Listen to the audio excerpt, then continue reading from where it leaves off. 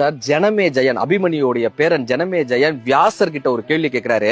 நீங்க நினைச்சிருந்தா தர்மனை சூதாடாம பண்ணிருக்கலாமே, நீங்க நினைச்சிருந்தா இந்த மகாபாரத யுத்தத்தை தடுத்திருக்கலாமேன்னு. இப்ப வியாசர் சிரிச்சுக்கிட்டே சொல்றாரு, 10 நாள்ல உனக்கு ஒரு அந்தனரை கொன்ற பிரம்மஹத்தி தோஷம் பிடிக்கும், முடிஞ்சா நீ தடுத்து பாருன்ட்டு போயிட்டாரு. இப்ப இதுக்கு என்னப்பா பரிகாரம் இவர் எல்லார்ட்டையும் கேட்க 10 நாள் யாகம் வளர்க்க சொல்றாங்க. ஜனமே ஜெயன் 10 நாளும் பிரம்மாண்டமான ஒரு யாகம் வளர்க்கிறாரு. முதல் நாள் ஆகுது, 2வது நாள் ஆகுது, 3வது நாள் ஆகுது, 4, 5, 5வது நாள் ஆனோன்னு இவனுக்கு கொஞ்சம் நம்பிக்கை பிறக்குது. பாதி கிணற தாண்டிட்டோம்பான்னு 6வது நாள், 7வது நாள், 8வது நாள், 9வது நாள், 10வது நாள் வரும்போது ஜனமே ஜெயனுக்கு முழுமையான ஒரு நம்பிக்கை பிடிக்குது. நமக்கு இனிமே பிரம்மஹத்தி தோஷமே பிடிக்காதுப்பான்னு சொல்லி தன்னுடைய ஆயுதங்கள் எல்லாத்தையும் ஒளிச்சு வைக்கிறாரு. தன்னை சுத்தி எப்பயுமே ஒரு 10 பேர் இருக்கிற மாதிரி பாத்துக்கிறாரு. 10வது நாள் பாதி நாள் கடந்துருச்சு. அடுத்து 1 மணி நேரம் தான் இருக்கு. ஜனமே ஜெயனுக்கு மிகப்பெரிய மகிழ்ச்சி. வியாசரை ஜெயிக்க போகிறோம் என்கிற ஒரு ஆணவம் கூட.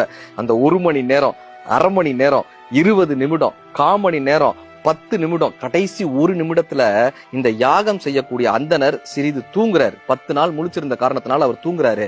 இந்த ஜனமே ஜெயன் ஒரு தர்பை எடுத்து அவரை தொட அவர் பயந்து போய் அந்த அக்னிகுண்டத்துல விழுந்து இறந்து போயிடுறாரு. இவர் தூங்குனார்ல 1 நிமிஷம், அப்ப கனவுல ஒரு சிங்கம் அவரை துரத்தி இருக்கு. இவர் தர்பேல தொட சிங்கம் தான் தொடுதுன்னு பயந்து போய் அவர் யாக குண்டத்துல விழுந்து இறந்து போனார். சில துன்பங்களை நம்மால் தவிர்க்கவே முடியாது, ஆனால் தன்னம்பிக்கை இருந்தால் அதை ஜெயிக்க முடியும்.